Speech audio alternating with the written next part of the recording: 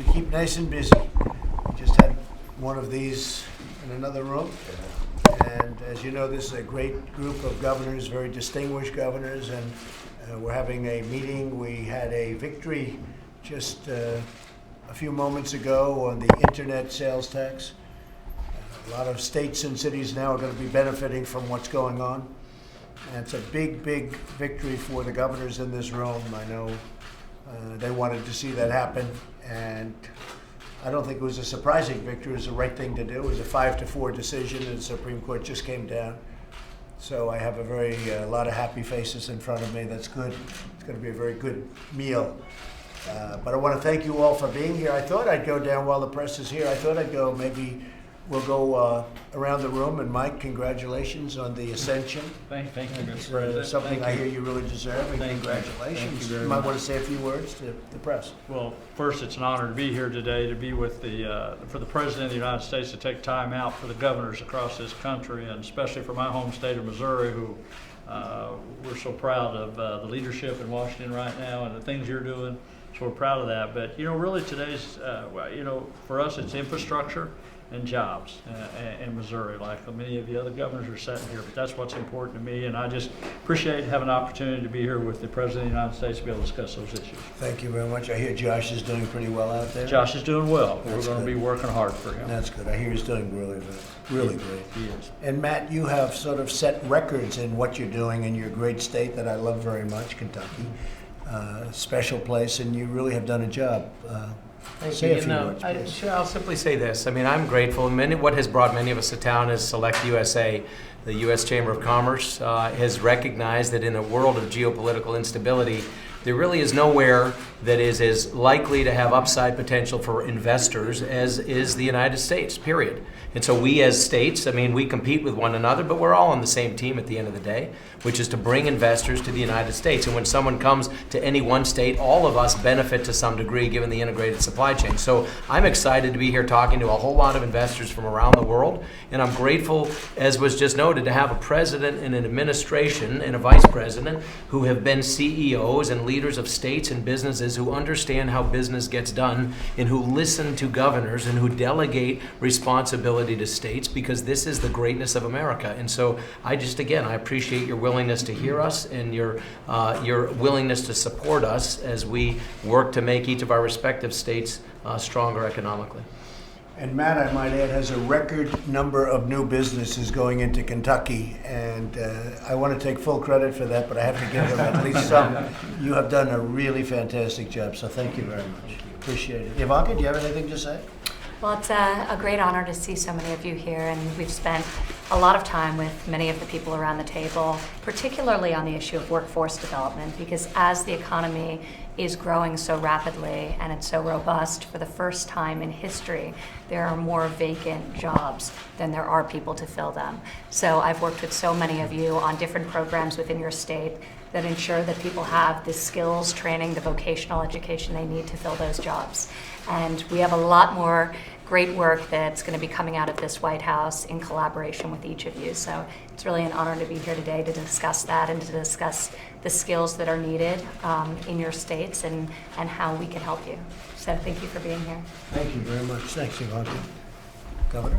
Well, Mr. President, thank you for hosting us. We're honored to be here with you as always, and thanks for what you're doing. I'll just add to the conversation by saying this.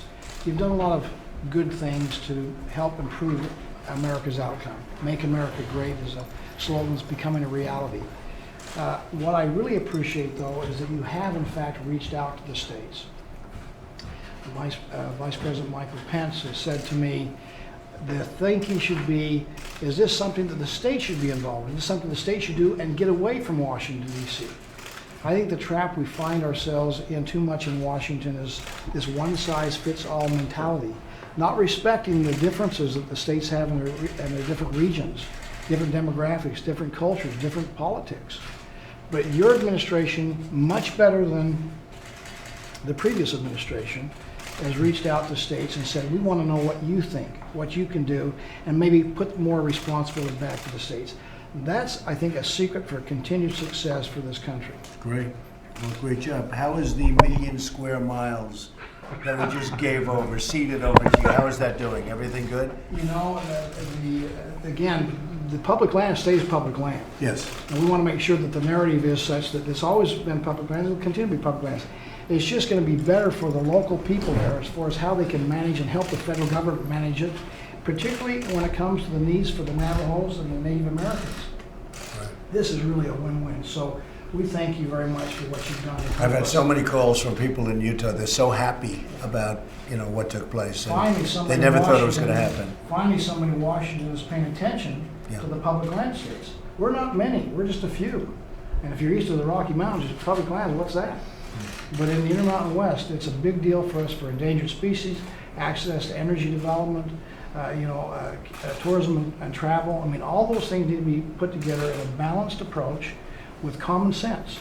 And you've helped bring the common Well, your sense. two great senators pushed me very hard on that. And when I looked at it, I said, that's a natural, so it's good. So say hello to Well, everybody. I will do that, and I think you're sure going to have another friend that's going to support you too. Good. Mitt Romney. That's all working out, right? That's all moving along. Good. I think he'll be excellent. I endorsed him. I think he'll be And excellent. he's mentioned that. Good. So That's it's good. working. It's got to be working. Good. Say hello to him. Thank you, Governor. Mr. President, let me join with the rest of my colleagues in thanking you very much for this opportunity. A little bit about Idaho. First off, I've had more cabinet members in Idaho. I'm in my 11th and a half year as governor. Wow. And 6 years in Congress, 14 years as lieutenant governor. And this is the first time in all of that time that I've had more cabinet members in Idaho than ever before. Your folks, because like Gary, like Utah, Idaho, 65% federal government, either Forest Service or Interior. And your folks have been fantastic. In fact, they govern more of Idaho than I do as far as the land banks go. Probably true. But it really has been on a big upswing for us. We're now at 2.9% unemployment, the fastest growing state in the nation in terms of numbers. Wow. The fastest growth in personal income in the nation, again for another year. And right now our economy is rocking around 8.6%. Wow, that's fantastic. And I got 500 million in the bank. That's fantastic. That's not bad, right? That's a little different than a lot of places. And I got a 67% funding, pardon me, a 97% funding on my retirement fund. Well, that's good. For public employees. That's Everything's unusual to great. hear that. Boy, Keep you it are up. doing well. Congratulations. Keep it up. You've done a fantastic job, and thank you very much for being here. Thank you. That's a great place. I like it. I guess they like me based on the numbers, but I tell you what, we've had great experience there. What makes it so good? What's doing so well? Because you are you're just about at the top of the heap in terms Right, of we percentage are. gain. Well- What's making it so good? One of the things that we did in 2009, I created the first community college in Idaho for workforce development because I had a bunch of jobs I couldn't fill, even though I was at like 9.2% unemployment at the time.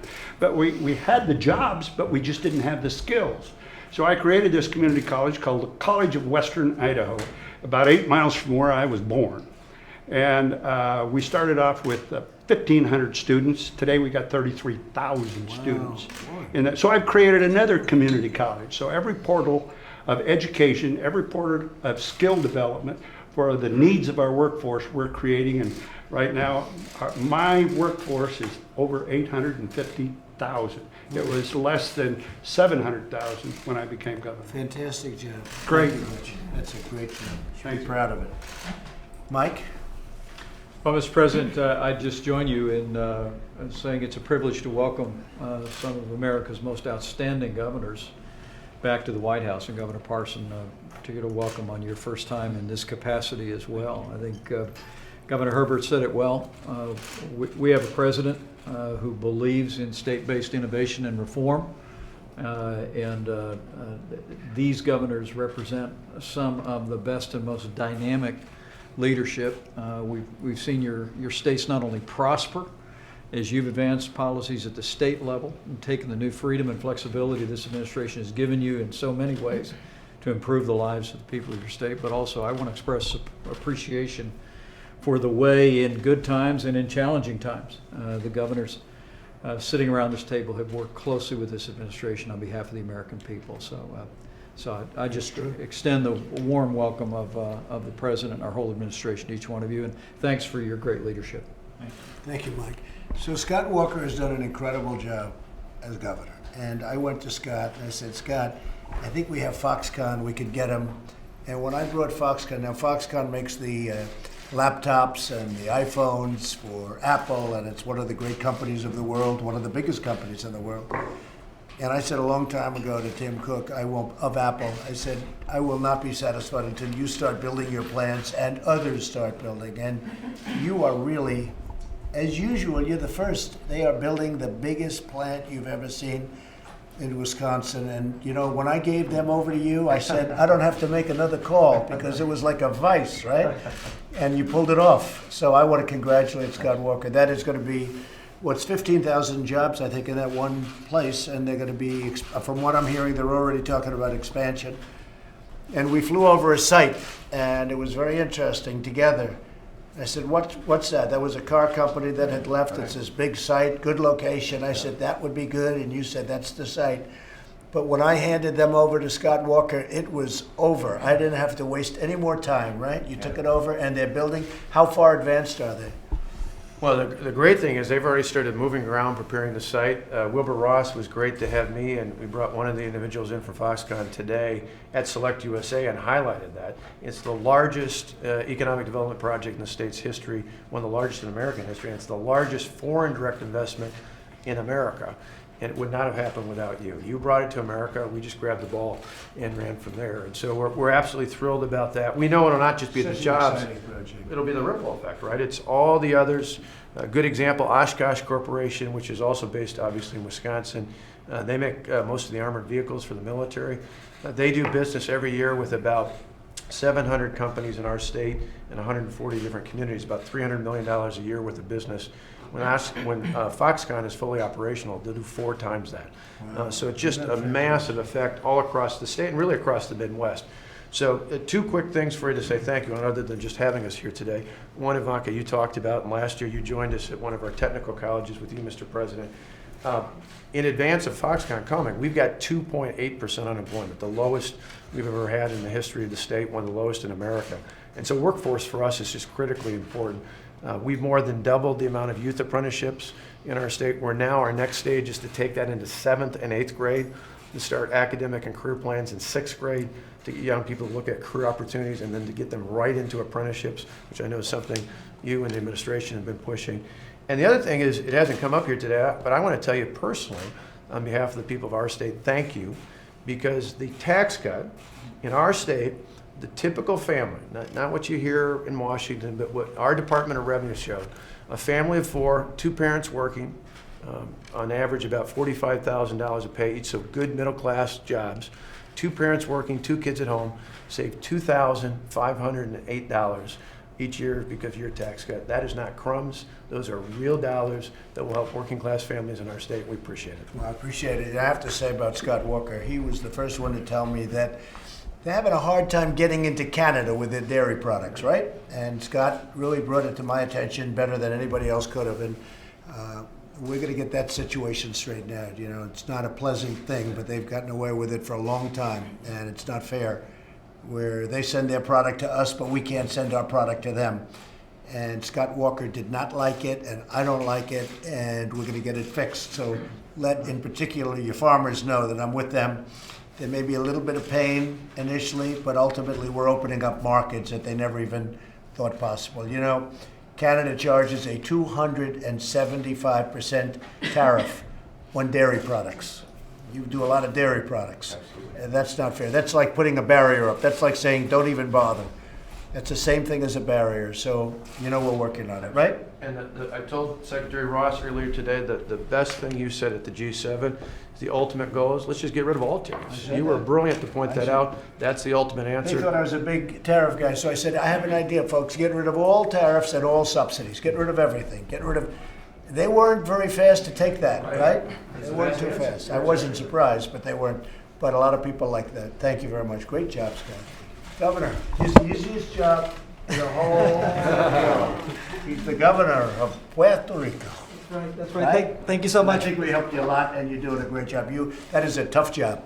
Thank you, Mr. President. Thank you for this opportunity. And for allowing us to have constant communication with your staff. I think it's been critical so that we can voice our concerns so that they can obstacle bust. I know Doug over here has been very helpful, and there's been some very challenging times in Puerto Rico. I think everybody knows this, and we're now at a path where we're starting to reach normalcy, and now it's really the big opportunity to rebuild.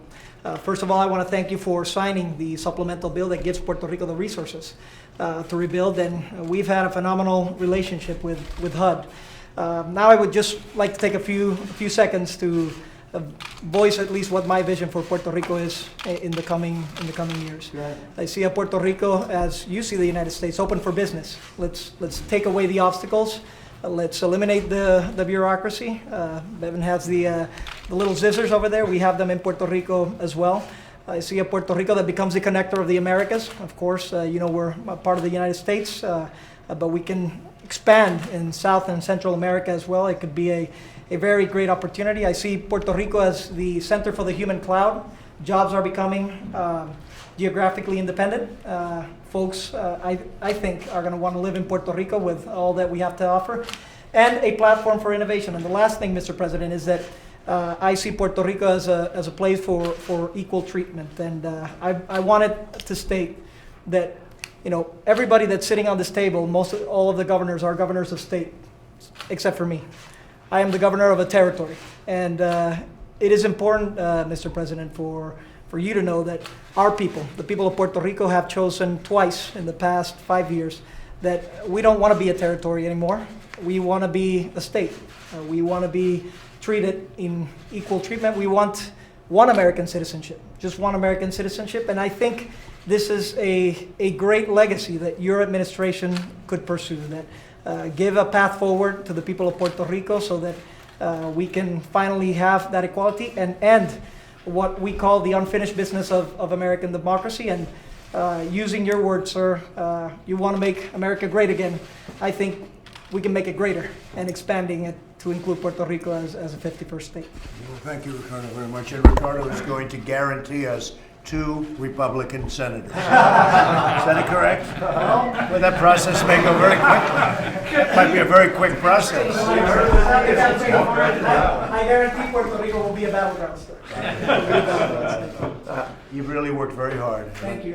We've been there together, and Ricardo inherited a power plant that was virtually useless, and it was in bankruptcy. It's been in bankruptcy for a long period of time, and many of the other places were in bankruptcy and tremendous amounts of money owed, and you got in. You've been working really hard. And he was very brilliant. He blamed the hurricane for destroying the power plant, and he's doing very well. I'll tell you what, the people of Puerto Rico are being well represented by this man because we like him and we respect him. And we are working on that power plant, and it's it's very big numbers. It was bad before the hurricane, it was bad after the hurricane, but we have some great talent over there. But just say hello to the people. They're great people. They've endured a lot. That was as bad a situation as I've ever seen. Well, But it's getting done.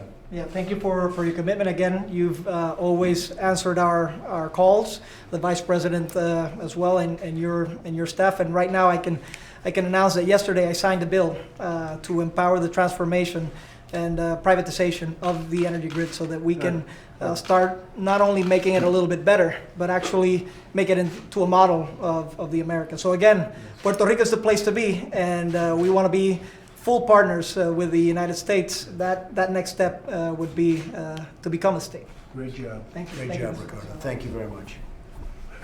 Mr. President, we've got a great group of governors here today who want to work in partnership with you on opioids and combating the opioid epidemic, on workforce, apprenticeships, vocational training, and they're really good partners, and they want to help make their states better in partnership with you and your administration. Thank you very much. And while we have Alex here, and we did it a little while ago, but if you could give just a brief summary of what we've done on healthcare, because it's so exciting. It's association healthcare. It's millions and millions of people. It's never been done on this scale, and it's actually getting larger. It's going to take a tremendous group out of the disaster known as Obamacare. And Alex Acosta, please. Secretary of Labor. Certainly, Mr. President. We were chatting about it briefly before you walked in, and this is so important. The current healthcare system is really hard on the employees of small businesses. The regulatory burden that Obamacare imposes on small businesses is so much greater than the large companies.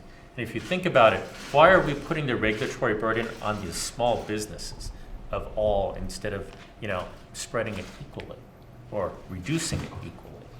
And so association health plans allow all the small businesses around the nation by industry or by geography to band together and to access health care as if they're a large company. Same protections, same rules. The regulatory burden drops, and it drops substantially. Again, the same protections as the employees of the large companies, but less regulation, more scale. You can spread the administrative cost, you can spread the actuarial risk. This is a big deal. The estimates are between $1,900 and $2,900 in savings per employee. And just this morning, already, chambers of commerce in states around the nation have stepped up and said, we used to have these. We want to have these again. And so I'll be in Tennessee tomorrow, meeting with local small businesses and their chambers and talking about this. And we've already talked about this in the context of Kentucky and Missouri. And we are, as I look around the table, we've been partners on so many issues, WIOA issues in Indiana, opioid issues. Our approach, the president's approach, has been to work with each of you. The issues of Indiana and Idaho are different. Puerto Rico and Oklahoma are different. It's not a one-size-fits-all. We'll work with your states to make sure that these association health plans can flourish. It's going to save thousands of dollars per employee. It's going to be millions of people signing up, associations, and you can have an association of one also, the way we have it. But it'll be millions of people. We're actually now expanding the groups, and we're going to starting in a few months, you'll get an even expanded group. It'll be tremendously competitive, will cost the government nothing, and people will get a much better price than they ever dreamt possible. And it's a very, very exciting thing. It's as big as you'll ever see. And when the expansion goes into effect in a couple of months, that's going to really show something. So I want to just congratulate you, as you have done. You've worked so hard on this. But this will be millions of people that are going to come off and use this as an alternative to the really failed Obamacare. And step by step, that's being dismantled. Essentially, it is dismantled. And once we got rid of the individual mandate, which was such a disaster for all of you, where people had the privilege of paying a fortune so that they didn't have to buy insurance, okay? They got nothing, they just paid, and that's gone. And that's something we never think of, but we should, Mike, we should add that when we talk about the tax cuts. That's part of the tax cut. Nobody ever talks about adding that, where people were paying for the individual mandate a lot of money so that they don't have to go in and pay for health care. So they were paying not to have health care. If you add that to the tax benefit, which frankly nobody ever thought of, but I think you can put that because it is in the same tax cut bill. So I think we should maybe put that down in the formula. But Alex, it's so exciting, and people will save thousands and thousands of dollars and have much better health care than they had with Obamacare. Thank you very much. Kellyanne, could you say a couple of words about the opioids? Thank you, Mr. President, Mr. Vice President. All the governors around the table represent very different populations. They have different geography, politics, certainly demography, but they all share this crisis in common, and we call it the crisis next door. And Mr. President, due to your leadership, just this week in Congress, where bills are being passed overwhelmingly bipartisan, Congress previously hearkened your call to allocate $6 billion for opioid funding. That's on top of the SAMHSA grants, that's on top of CARA, 21st Century Cures Act. They're giving the resources that we need, but we're also giving the respect that is necessary also to help those in need destigmatize, to break through that silence. Many Americans tell us, Mr. President, that we're not punishing the drug traffickers enough and we're punishing the addicts too much. And through your leadership, we are reversing that. The new ads are being broadcast in everybody's states and territories right now. The first tranche of ads, we've partnered with the Ad Council, 75-year history. We've partnered with the Truth Initiative. And also, these bipartisan bills are going to give much needed relief. Your three-front approach to this, prevention and education, including a 30% reduction in prescriptions over the next 3 years, is going to bend the curve in the right direction. In addition, increasing access to treatment, addiction, I think overdose reversing drugs like naloxone, the governors in this room are by and large getting a handle on that to make sure people have what they need. And then, of course, increasing interdiction in law enforcement. It's a sad commentary, really, that most Americans don't know what fentanyl is. It's responsible for 20,000 deaths in 2016 alone. And just 3 weeks ago, out of Nebraska, there was a seizure of enough fentanyl to kill 26 million Americans, 26 million. And we don't get the message out there enough, really, as a society. The First Lady's Be Best platform also includes this as a very big piece, and I'm happy to say that the Centers for Medicare and Medicaid very recently provided guidance to the states on how best to use Medicaid dollars to help neonatal abstinence syndrome babies. We have 100 newborns every day born in this country struggling for their first breaths. And I think the elevation that you and the First Lady and the entire cabinet, legislatures, and of course your co-chief executives out in the states, the governors, is making a big difference. Finally, since Secretary Acosta is here and we're talking about workforce development, these go hand in hand. We have 6.7 million unfilled available jobs right now. Many people are failing the drug test, and we're trying to treat the whole person. This is why, in addition to DHS and DOJ and the VA and obviously HHS, we've involved in our opioids cabinet activity HUD and Department of Labor, so that we're treating the whole person, connecting them with the skills training, the education, the opportunities they need if they are fortunate enough to go through drug court programs or treatment and recovery programs. Thank you, Mr. President. Well, thank you very much. And you know, the First Lady now is at the border. Yes, indeed. Because she doesn't like what she was seeing, and I don't like what we were seeing, and we have to get together and do something on immigration. And as you folks know better than anybody, that has to take place very quickly. But she's there, and you've worked very closely with her. And I'll say something about Kellyanne. She's a warrior. We can send her into the most unfriendly territory of media, and it's like, don't worry, I won't use any names, but don't worry about it. Oh, I'd love to do it. Whereas other people, we say, would you do so-and-so? Oh, could you please pick Kellyanne? You are a warrior, Kellyanne, and you have been for a long time. I love the country. Thank you for this Great opportunity success. to Great. serve it. And Eric, you have very big shoes to fill from Mike. Eric is the governor of Indiana and took Mike's place. How's he doing, Mike? Good job? Doing an excellent job. The word is very strong. Very strong. Eric? Thank you, You're Mr. doing President. great. Thank you for having us back. And I have to be somewhat diplomatic about talking about all the records we're breaking in Indiana. You have to be Especially in careful. present company. Be careful, Eric. But I'm proud to be at this table, proud to stand with you, and proud to be in the room with another Hoosier as Vice President. We are on a roll. We're rocking and rolling. We just had another record year of new job creation, brought in emphasis, which is 3,000 new jobs coming to Indiana. You spoke to this. The Vice President celebrated with us on that announcement. We've got a record-breaking roads and bridges program, not debt financed, all paid for. But the key is workforce development. Workforce development is economic development in today's world. We are so thankful that you, it's been said here multiple times, really trusting states. The federal-state partnership, I don't think, has ever been stronger in my experience, and I wanted to say thank you to your whole administration. Secretary Acosta been to our state multiple times, and we just received a waiver that allows us to start driving the ship on workforce development programs. We have streamlined, aligned, integrated according to what our state's needs are. We have a 3.2% unemployment rate. That's about 105,000 Hoosiers. We got about 105,000 unfilled jobs that we've got to connect people to the skills to get to those jobs. They're there waiting on them. This is going to allow us to do that faster. So we didn't have a day to waste, and you made it possible for not wasting any time whatsoever. Thank you. Thank you, Eric. And you're doing fantastically, and appreciate it. And Mary Fallon's been my friend, governor of Oklahoma, and been my friend right from the beginning. And I remember the speech, one of my earliest speeches, I called Mary, I said, how many people are showing up? She said, at least 35,000. I said, what? 35,000 in the park. Remember the park? And what a scene that was. We had a band shell and the people were surrounding it. You couldn't see on the other side.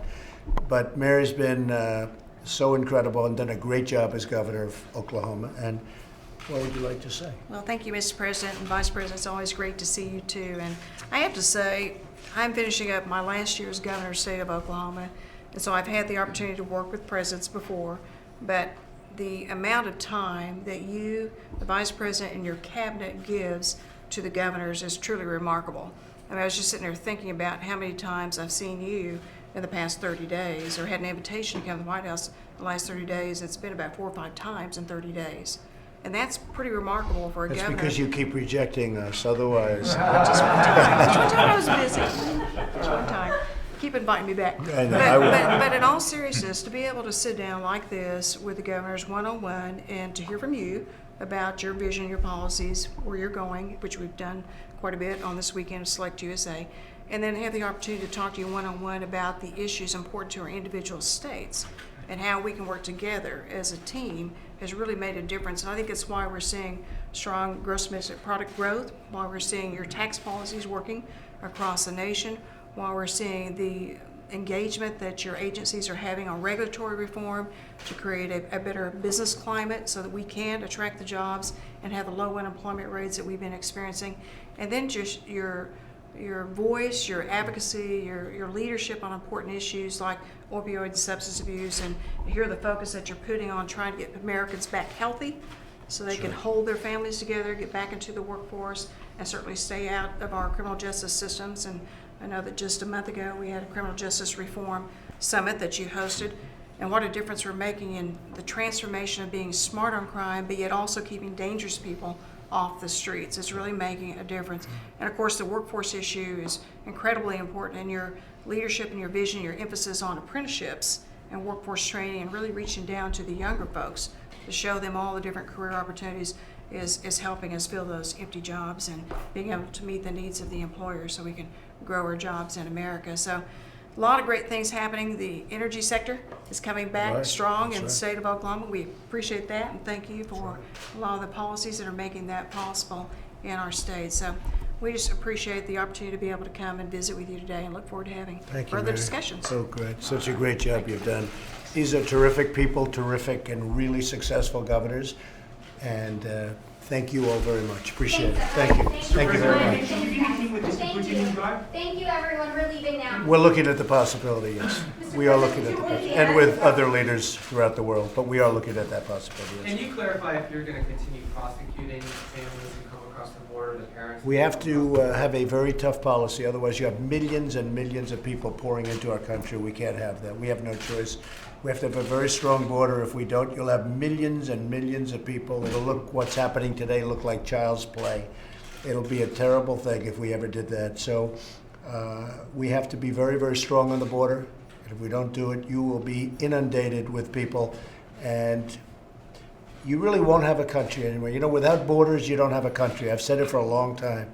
And you would effectively not have a country. Okay, thank you very much. Thank you very much, everybody.